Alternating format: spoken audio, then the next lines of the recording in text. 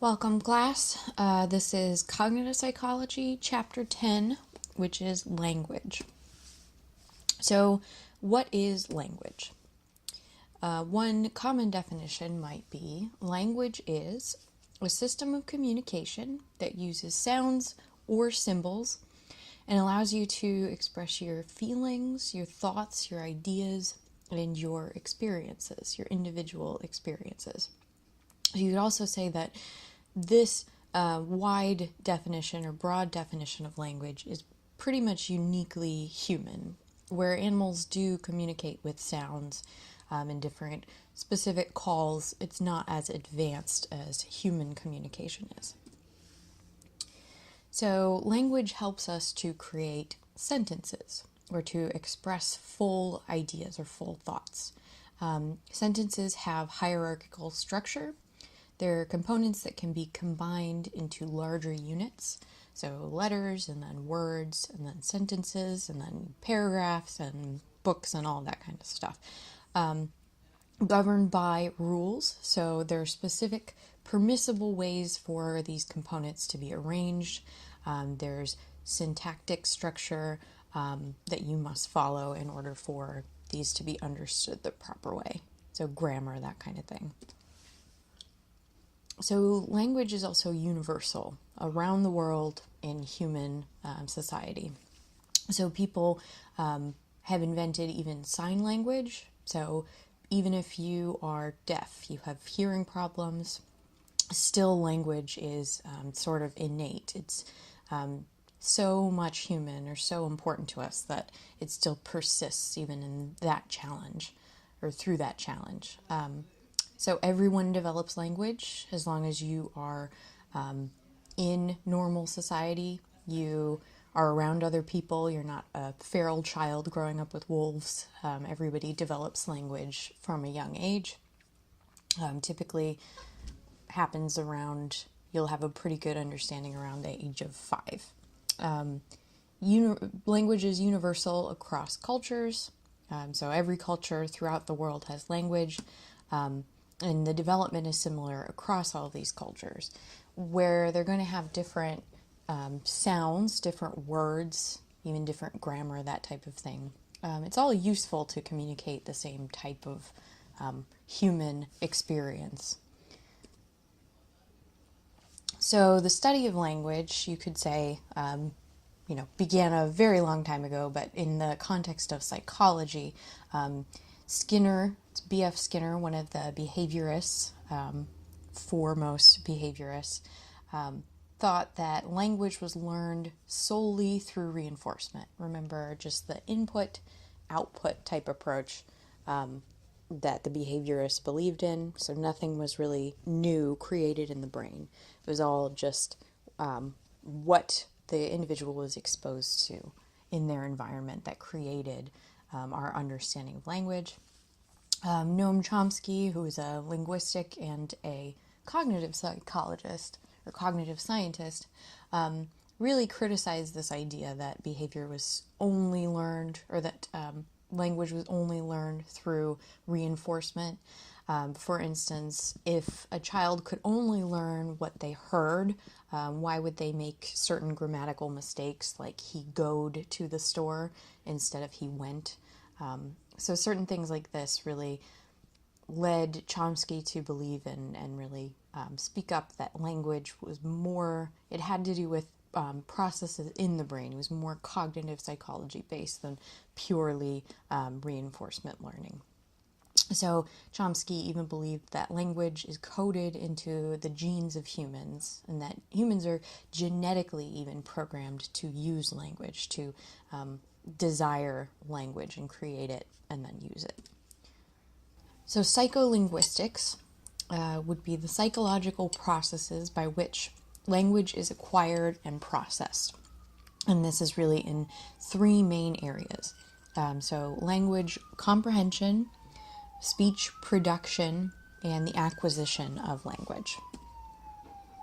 So what are we going to talk about today? Words, how do we understand and pronounce words? Sentences, how do grammar and meaning help us in understanding sentences? text. So how do sentences create meaning in stories? So paragraphs, pages, books, that sort of thing. And then producing language. What do speech errors tell us about the mechanisms of language itself? How do people participate in conversations? And then culture and language. Is there a connection between language and cognition? So perceiving and understanding words. So here's some useful definitions. So a lexicon contains all of the words that a person understands. So that individual person has their own lexicon made up of all of the words that they've heard, that they know, and that they use throughout their lives. A phoneme is the shortest segment of a speech that, if you change that phoneme, would change the meaning of the word. So an example would be in the word bit. The I sound, which is the I, if that sound or even that letter was changed, it would completely change the word itself. So I changed to a would change the word bit to bet, which is significantly different. Okay, so a morpheme is the smallest units of language that have a definable meaning or grammatical function. So here are a couple of examples. The word truck has one syllable, but also one morpheme. So syllables, which is the specific units or the kind of sound that are in words, are different from morphemes themselves. So the word bedroom is actually made up of two syllables, but also two morphemes. So bed and room both have their own specific meaning. So each of those is its own morpheme. So bedroom is composed of two morphemes, where truck and trucks both have one syllable, but trucks is actually two morphemes. The S is considered its own morpheme because it adds that extra meaning to the word trucks. So even adding an ED is considered its own morpheme because it adds that extra bit of meaning to that specific word. So structures of words. Words are composed of letters. And letters are perceived and integrated into words. If you remember one of the first lectures, feature integration theory. How do we put these things, how do we understand the shape of the letter and make sense of that in a word? The position, orientation, shape, that sort of thing. How do we put it together? You'll also remember the word superiority effect, which really comes from the fact that meanings are associated with words, and that creates context. Your brain has a lot of extra stuff basically associated with that word. It's more important than the shapes on a page or the sound signals that you actually hear. You understand it. It makes sense to you. Therefore, it becomes sort of easier to perceive even, so giving you that word superiority effect. And this kind of means that meaning of words themselves can facilitate how you hear, how you perceive them. So it makes it easier knowing or having a strong connection with that word. So not a great slide, but you'll see it a little bit better in the slides that you have. So it's a little odd on the screen, but the effect of meaning on the perception of phonemes gives you the phonemic restoration effect, which basically just means that because you understand the sentence or you understand what words belong in what sentence, if there's some missing signal, for instance, if you have somebody speak a sentence or a paragraph, that type of thing, but some syllable or some phoneme is blocked, say you cough or it wasn't heard. So that's really this experiment. So if participants hear something missing some particular phoneme, they can still fill in the blank. Their mind's still able to perceive and understand that the meaning of that sentence. And so the phonomic restoration effect is really influenced by the meaning of the words around it. So you wouldn't hear specifically the same word in different contexts. You'd hear the thing that's appropriate for that context. So the sentence, there was time to blank Ave. In this particular sentence, it was presented in the context of somebody saying goodbye. So participants heard there was time to wave, even though shave, gave, different rhyming sounds would have matched, you'd still hear the word that makes sense in that sentence. So really goes to show you that perception of speech is top-down modulated. We use our understanding that we have of the world already to help us make sense of new situations, potentially ambiguous situations.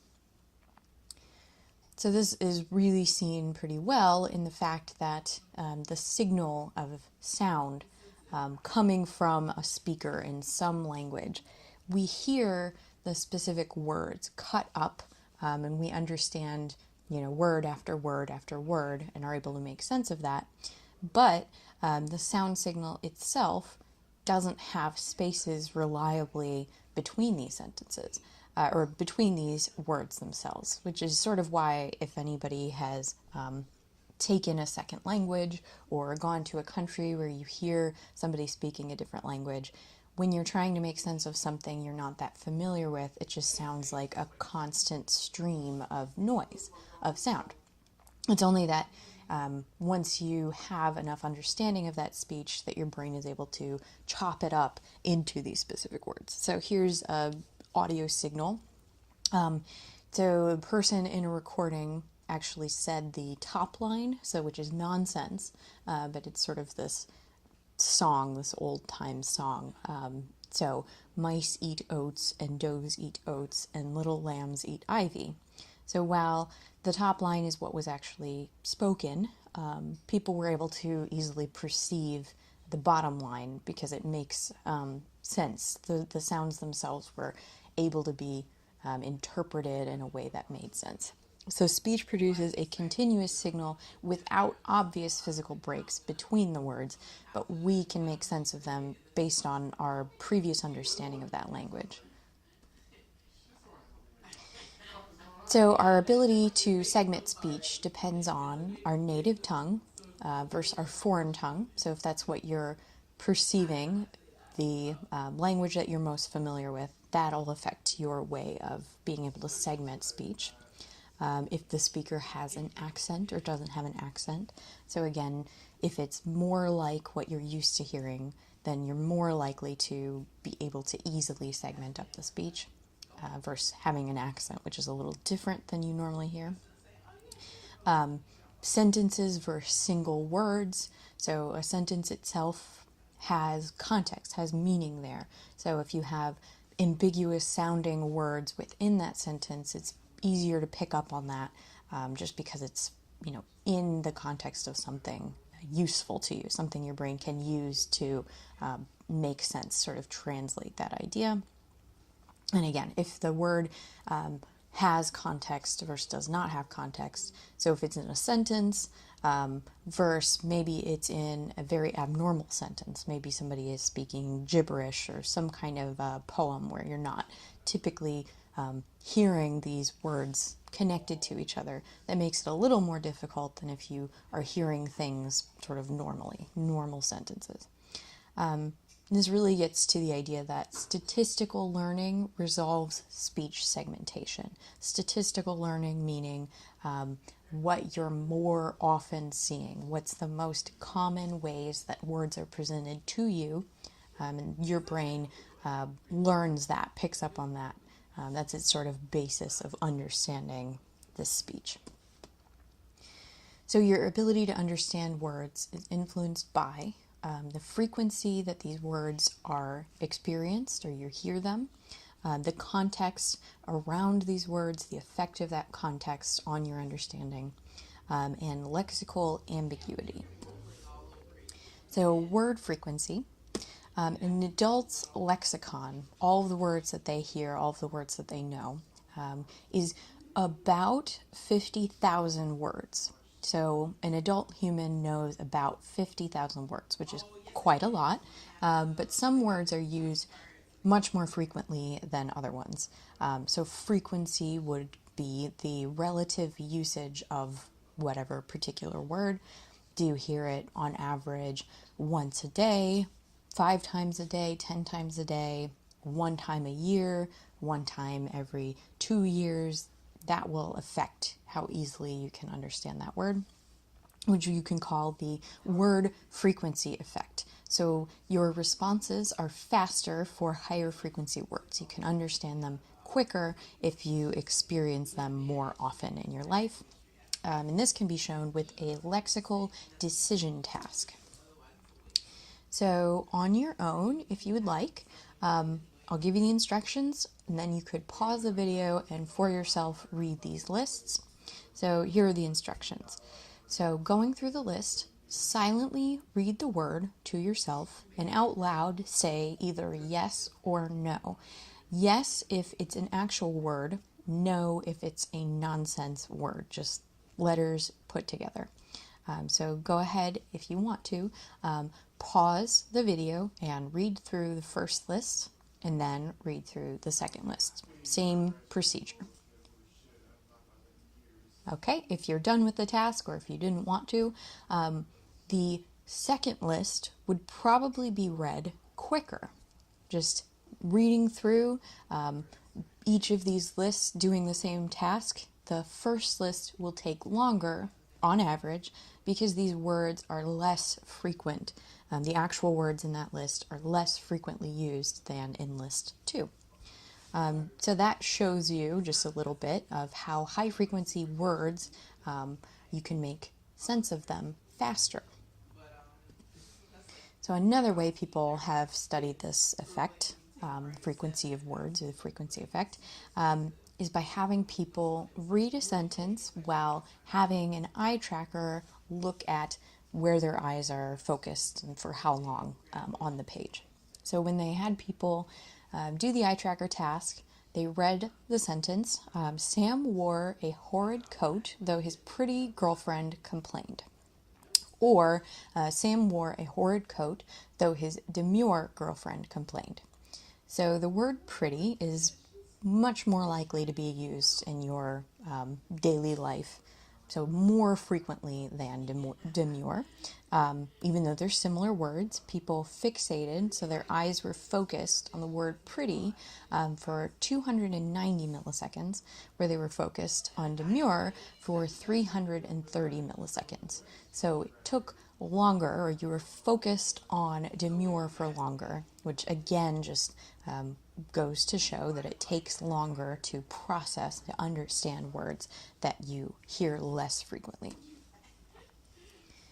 So there's also an effect of the context of the word, as we discussed before, because perception of words is top-down modulated.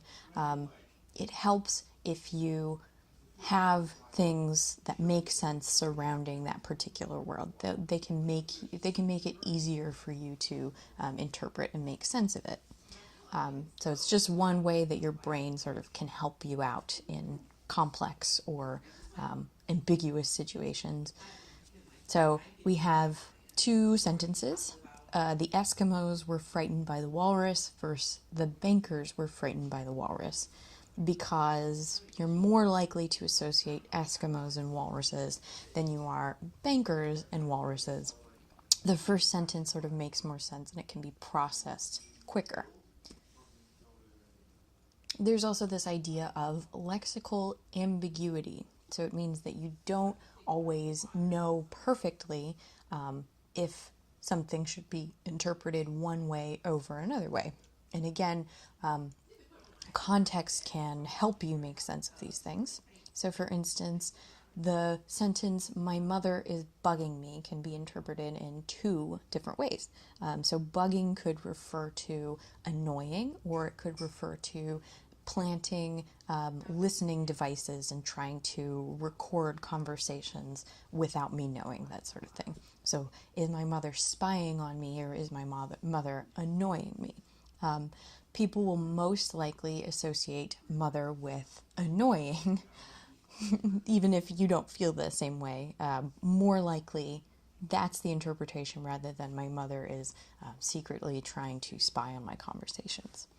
So while the word itself, bugging, is ambiguous, typically people will fill in the blanks with what they've already experienced in the past. So this was sort of shown with this experiment. So priming involves the naming of words. So priming occurs if the word is followed by a word with similar meaning. So basically, they had people hear this sentence, or I think a number of sentences, but here's an example. People heard this paragraph. Rumor had it, for years the government building had been plagued with problems. The man was not surprised when he found several spiders, roaches, and other bugs in the corner of the room. So at the same time that they heard "and other bugs," so again, bug could refer to, in here, insect or spying. So once they heard the word bug, at the same time, a word was flashed on a computer screen in front of the participant, and what the participant had to do was just key press if the word was an actual word or if the word was a nonsense, just letters stuck together. So there were 3 different types of words in this scenario as well. There was the word ant, the word spy, and the word sky. So ant is the most logical interpretation of bug that they would hear. Spy is another possibility, but probably less likely that they'll interpret it that way. And sky is completely unrelated. So when they had people perform this task, they recorded their reaction time to deciding if the word made sense or was real or was not real.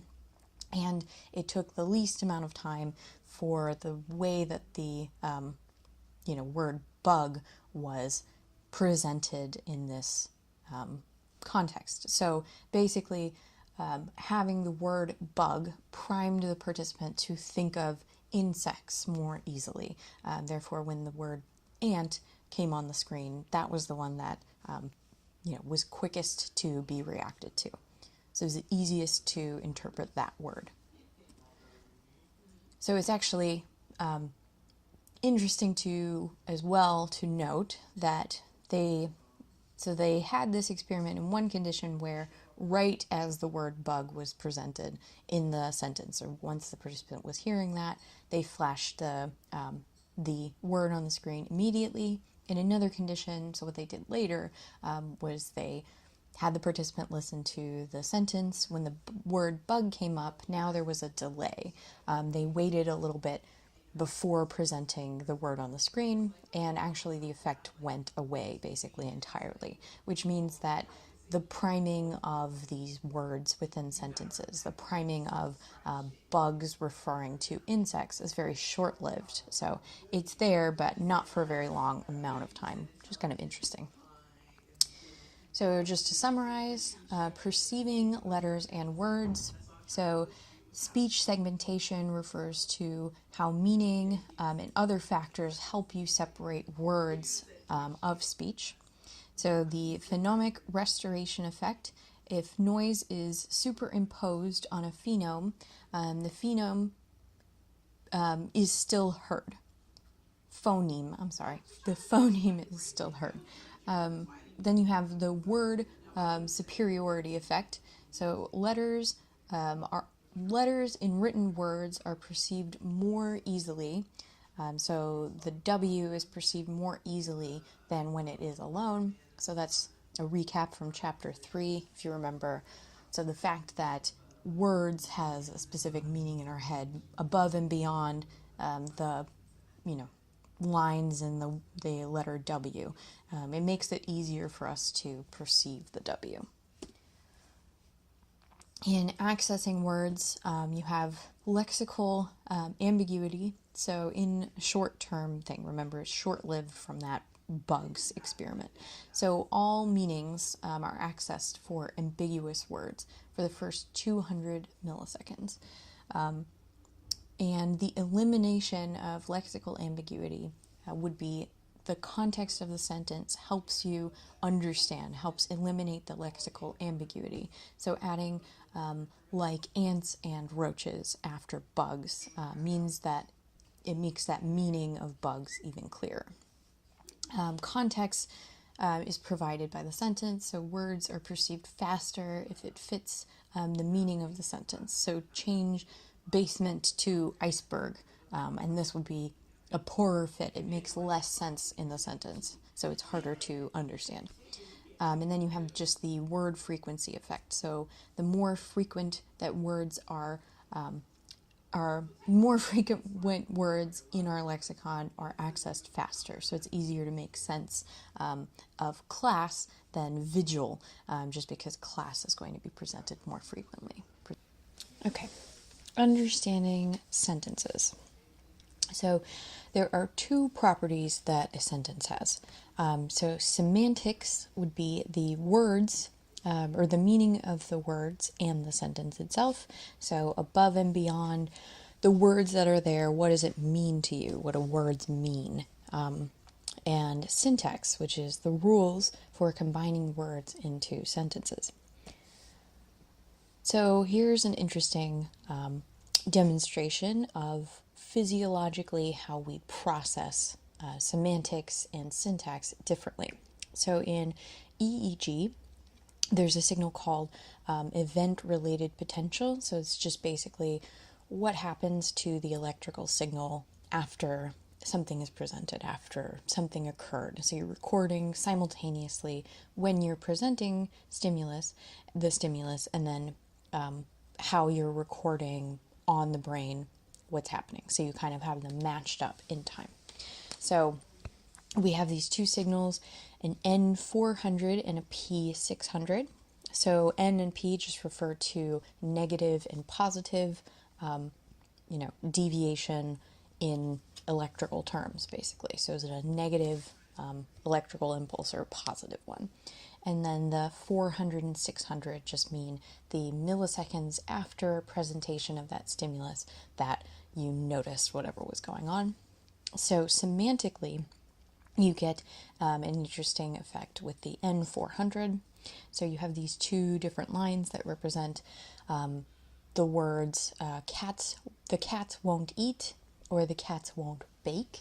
So pretty obviously the cats won't eat makes more sense. Semantically, that's a good sentence.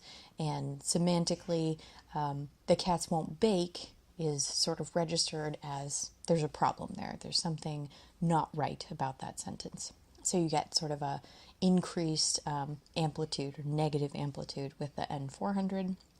And then syntactically, you have more positivity when you're experiencing something that doesn't make sense syntactically. So you have the cats won't eat versus the cats won't eating.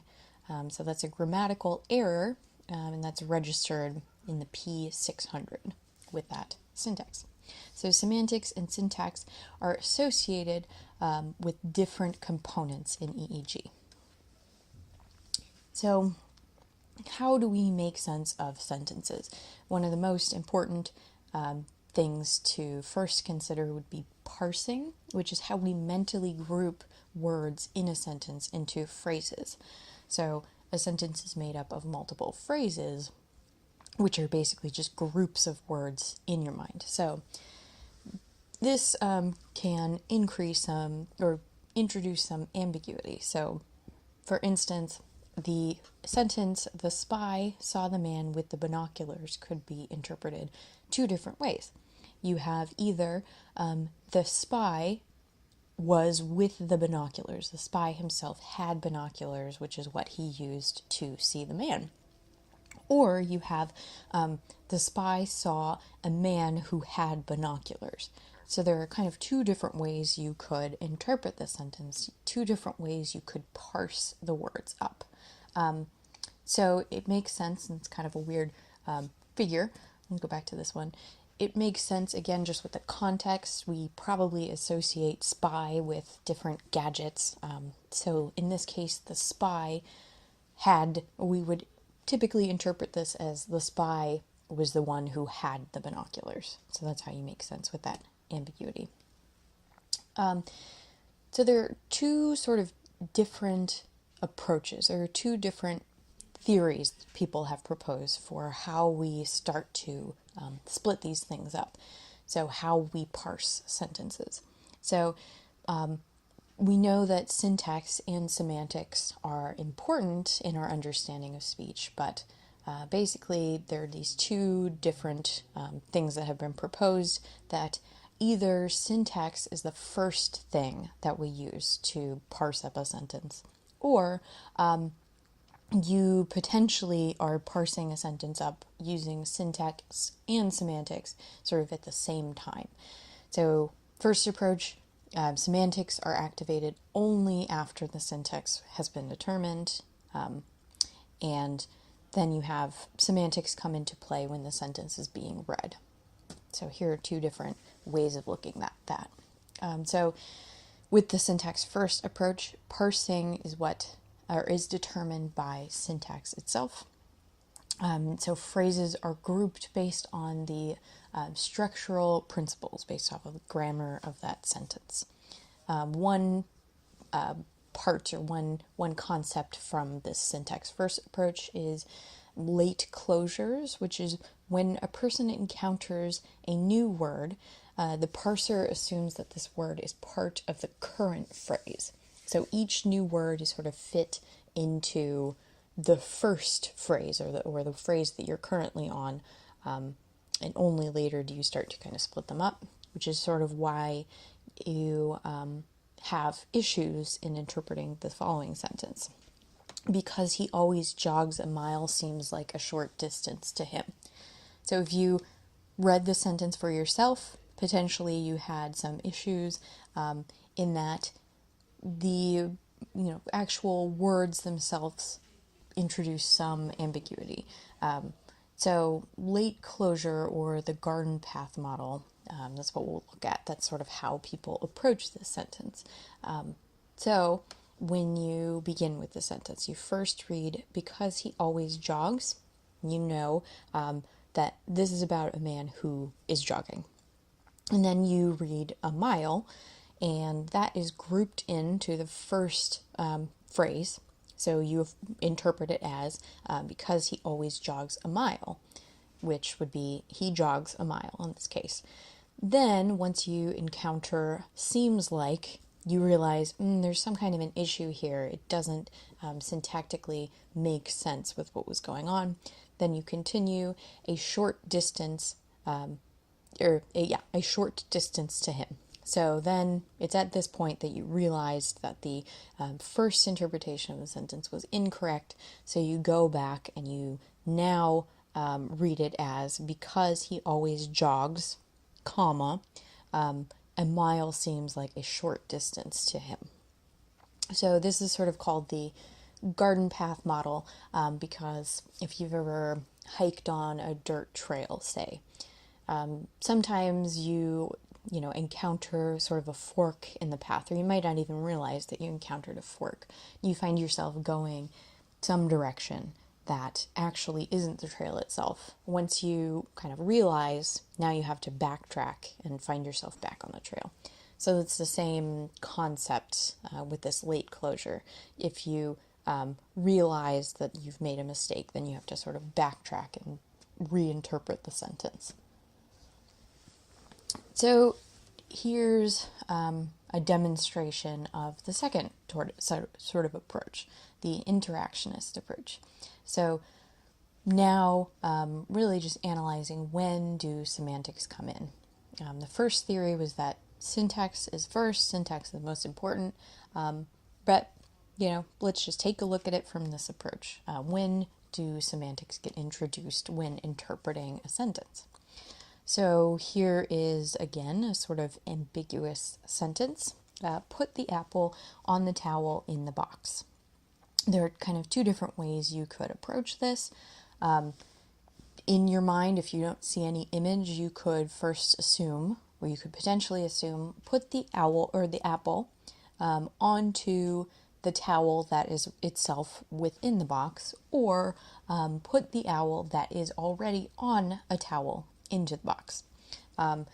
So now, this is an interesting study using an eye tracker again to see how the context in the environment can influence your understanding and sort of analyze at the instant that you're using semantics to understand the sentence. So here's the first condition. The person reads so the participant first fixates in that fixation cross in the middle, and they hear put the apple. So first eyes go to one of the apples. So bring it to, say, apple A. You say, put the apple, then on the towel, eyes move to B, in the box. So eyes move to the logical sort of positions in that sentence just fine. Now you have a different condition. There's only one apple in this condition. So there's sort of an interesting way that you need to approach this problem. So if the person's eyes again start on the fixation cross and they hear put the apple, eyes move to the apple, next phrase on the towel, so eyes move apple to the towel because they need to put it on the towel. And then once they hear in the box, there's some sort of recognition that a mistake has been made. So now they move their eyes quickly from the towel back to the apple that's on the towel and then into the box. So if it was just interpreted as syntax, so it would just be meaning, maybe you'd assume that the eyes would go from the fixation cross to the apple, maybe to the second towel, but then into the box because the next phrase was into the box. But in this case, people realize the mistake, which is a semantic mistake basically, and move their eyes sort of back, corrected an error, and then back into the box. So, what is the correct approach, syntax first or the interactionist approach? So which one is really correct? It is still an ongoing debate, but there's evidence that semantics are taken into account early. So basically, word meaning is needed to determine sentence meaning. So maybe it is something more of an interactionist approach. Okay, so understanding text and stories. So there is typically some relation between sentences. We don't typically hear one sentence and a totally new, unrelated sentence. So things are typically put together in some way that there's some connection between sentences that make up a broader idea, a bigger story. So understanding the narrative of a story can involve, or should involve, coherence. Which is a representation of the text in a person's mind, so that information in one part of the text is related to information in another part of the text. So we connect the sentences together in our minds. So texts with coherence are easier to understand than texts without coherence. So how inference creates coherence? So most coherence is created by inference. And an inference is the process by which readers create information during reading that is not explicitly stated in the text. So there are three different main types of inferences. There's anaphoric, instrumental, and causal inferences. So anaphoric inference are the inferences that connect an object in one sentence to an object in another sentence. Here's an example. Rafifi, the famous poodle, won the dog show. She has won the last 3 shows she has entered. So we're able to probably easily connect she, the pronoun she, with Rafifi. So that's something we encounter very often in sentences. Even though it's somewhat ambiguous, maybe she refers to something else, it's pretty easy for our minds to piece together that she is referring to Rafifi. Here's another, a little more complex example, demonstrating, again, sometimes we experience ambiguity, but our minds take care of it. What we really love to do on our vacation time is go down to our ranch in Marshall, Texas. We have close to 500 acres. There are lots of ponds, and I take the kids out and we fish. And then, of course, we grill them. So you probably connected them, we grill them, to fish and not children. So the way that these sentences, or the way that the last sentence is put together, you really aren't sure what them is supposed to refer to. So it's only your understanding that people don't typically grill their children and potentially they like to grill fish, makes your brain automatically stick those things together, interpret them the way that they probably are meant to be interpreted. Next, you have the instrumental inference. So these are inferences about tools and methods that sort of follow from our understanding of the context of the sentence. So William Shakespeare wrote Hamlet while sitting at his desk. So reading that sentence, you probably can understand something about the tools, about the desk itself. You probably don't think he was using a typewriter or a computer, because people typically know that Shakespeare was a very old writer, so he was writing Hamlet far before computers or even typewriters came out.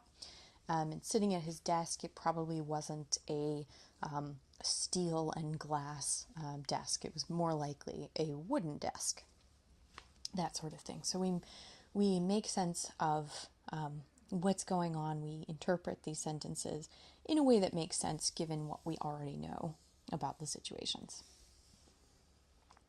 Then we have a causal inference, so inferences that result in the conclusion that the events described in one sentence were caused by the events described in a previous sentence. So this isn't necessarily true, but it makes sense that our brains would interpret it this way. So now we have Sharon took an aspirin, her headache went away.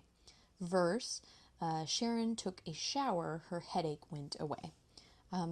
So if you just read one of these sentences at a time, your brain interprets it as either the aspirin made her headache go away, or the shower made her headache go away. This might be associated with your understanding of aspirin or how nice a warm shower might feel. But still, there's nothing literally in those sentences that tell you that either the aspirin or the shower actually caused the headache to go away, but that's still how the brain interprets these sentences. So causal inferences cause coherence in sentences by letting you sort of connect cause and effect from one sentence to the next. And then you have situation models, so mental representation of what the text is about. So this sort of approach, the situation model, is a little bit different. So it's not talking about the actual structure, the actual semantics or syntax of those sentences. It's not talking about phrases or the sentences or paragraphs themselves, the words written on a page, or even the sound energy that you're hearing. It's more how your brain represents these situations in terms of the person that you're thinking about, or the objects in the story, the events that are happening in the story. So more of a sort of natural way rather than a constructed way like listening or telling a story. The events described in the story are actually experienced by the people. So hearing about these things, your brain is very able to understand what that experience might be like for that person. You're actually simulating it for yourself. And it's interesting because experiences that you gain from reading a story or hearing a story are typically felt from the perspective of the protagonist. So you're sort of in the protagonist's shoes, experiencing the story the way that they were experiencing it. So here's an interesting sort of demonstration of that. So information that is hard to access for the protagonist is also more difficult for the reader to access. It sounds kind of odd, but here's an example. So here is an experiment where participants read the following statements on a screen and developed some sort of mental representation of the text. So first, Melanie ran downstairs and threw herself onto the couch. Then, an exciting horror movie was on television. She opened a bag of chips and dug right in. She watched a vampire stalk the helpless victim. She had never seen that movie before. And now, participants either saw the first or the second ending. So the first ending had the television screen blocked. In the second one, the television screen was unblocked. So you either read, Melanie's mother appeared in front of the TV. She told Melanie not to forget about her homework. Or Melanie's mother appeared behind the TV. She told Melanie not to forget about her homework. So, if you read the first ending, where Melanie's mother was in front of the television, A is most likely what your mental representation of the environment would be like.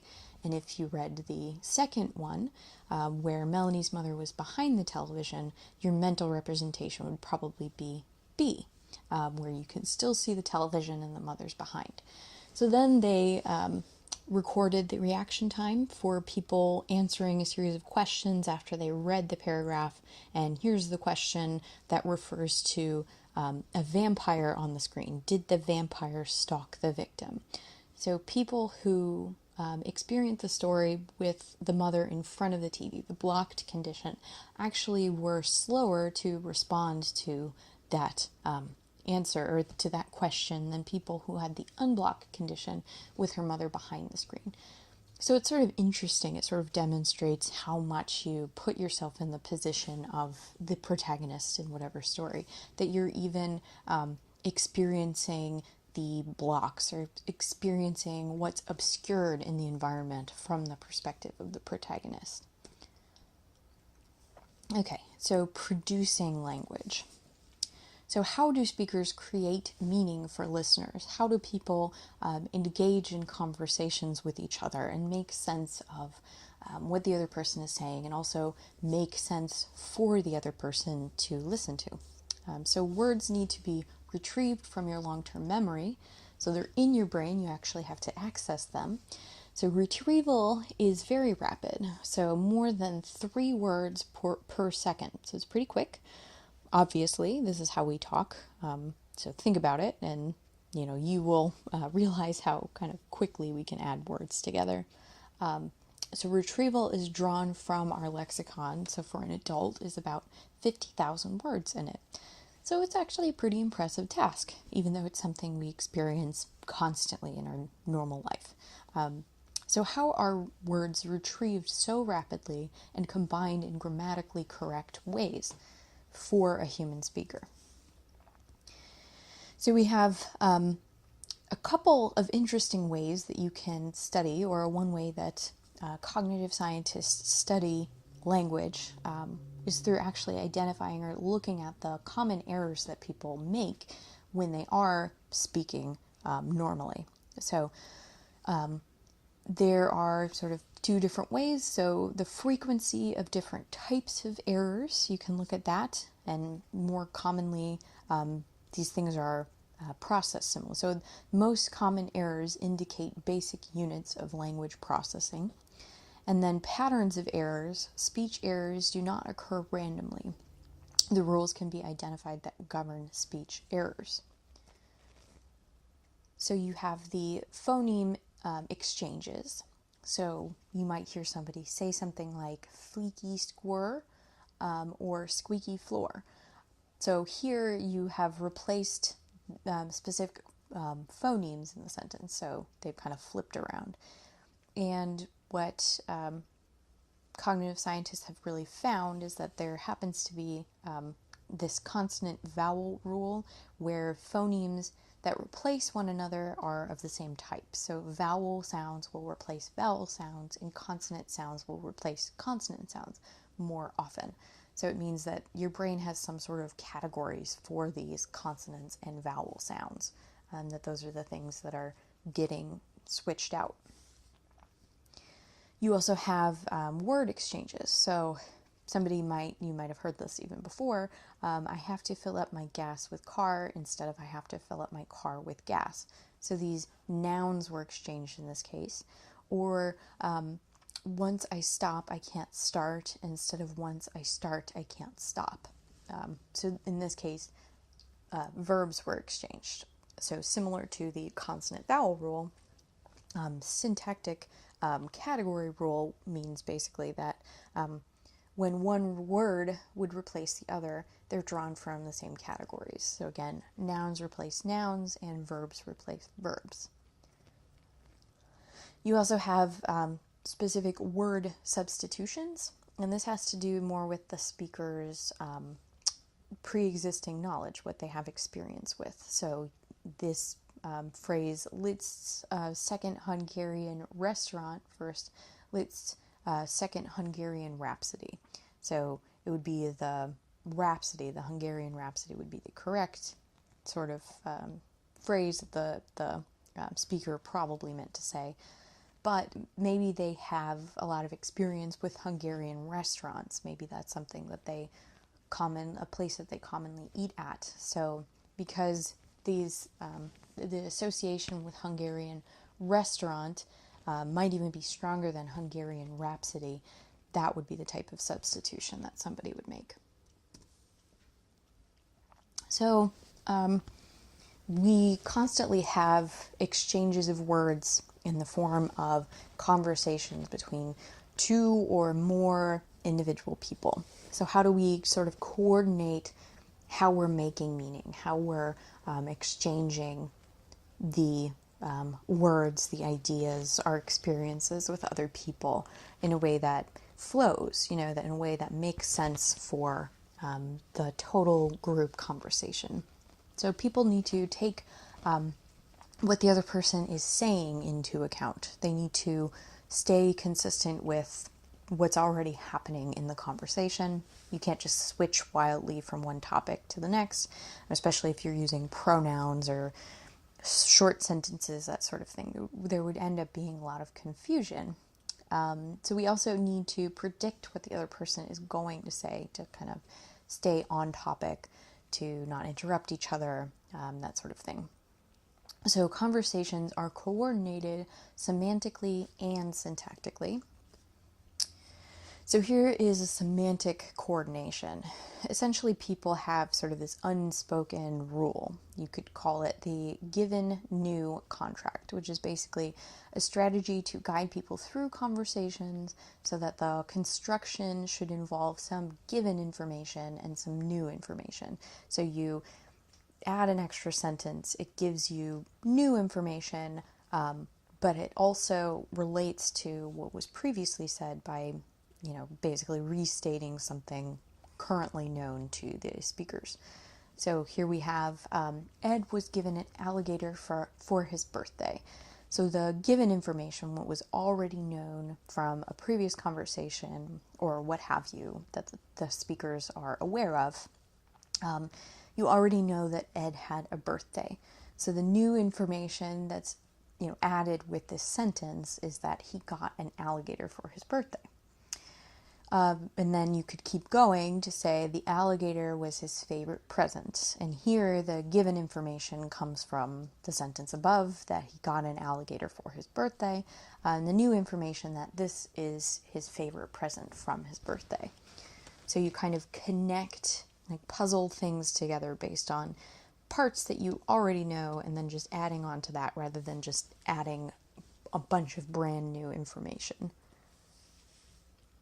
So you also have syntactic priming. So you can hear a statement with a particular syntactic construction, and that increases the chance that a sentence will be produced using the same construction. So, just essentially, if you hear a speaker say something in a particular way, you're more likely to repeat it in the exact same way rather than coming up with a new syntactic structure. So here you have the same idea being conveyed, just two different ways. The girl gave the book to the boy, or the girl gave the boy the book. So same thing, just syntactically different. So now your task would be, or for a participant in an experiment, you hear the phrase, or you hear the sentence in one of the different syntactic ways. So now you have to find a card that corresponds to the sentence that you heard. Then later, you're asked to describe the cards that you've already seen, already experienced. So you repeat something back to the Confederate. Not asked to repeat the exact same construction, but still people do it anyway. So this is what it looks like. The Confederate reads the statement to the participant. So, for instance, the girl gave the boy a book. Then the participant goes through and identifies the card, the image of the card that looks like that statement. So then later you have different things, the different task is now you just go through the images that are on the cards and repeat what you're seeing back to the Confederate. So recording the two different things, you can compare and find that people typically use the exact same syntactic structure when repeating the card later. Okay, so a summary. Language is a system of communication that uses sounds and symbols to express feelings, thoughts, ideas, and experiences. All the words a person knows is called their lexicon, which is typically about 50,000 words for an adult. Phonemes and morphemes are two basic units of words, and the effect of meaning of perception of phonemes is called the phonemic restoration effect. Phonemic restoration effect. The ability to understand words is influenced by word frequency and context, and lexical ambiguity refers to the fact that a word can have multiple meanings. Lexical priming experiments show that the meaning of words is activated immediately after a word is presented. And then if you wait a little while, that priming effect sort of goes away, so it's very quick and short-lived. The meaning of a sentence is determined by both semantics and the syntax. Parsing is a process by which words are grouped into phrases, and there are two different approaches. The syntax first approach that says syntax is the first way that we break up a sentence. We parse it into phrases, and then only afterwards do you pay attention to the semantics. Or you have the interactionist approach, which is saying that semantics are definitely involved in the interpretation of a sentence while you're hearing it. And then you have the fact that coherence enables us to understand stories and is largely determined by interference. So the situation model approach to how people understand stories, sentences, states that people represent a situation in a story in terms of people, objects, location, events that are being described in the story. So above and beyond the sounds that you hear or the words that are on a page, we actually interpret it and think about it in terms of, real objects, real people in an environment. One of the major tools to study speech production is via the errors that people make in speech, and typical errors, and what they mean when you have certain categories that are sort of obeyed.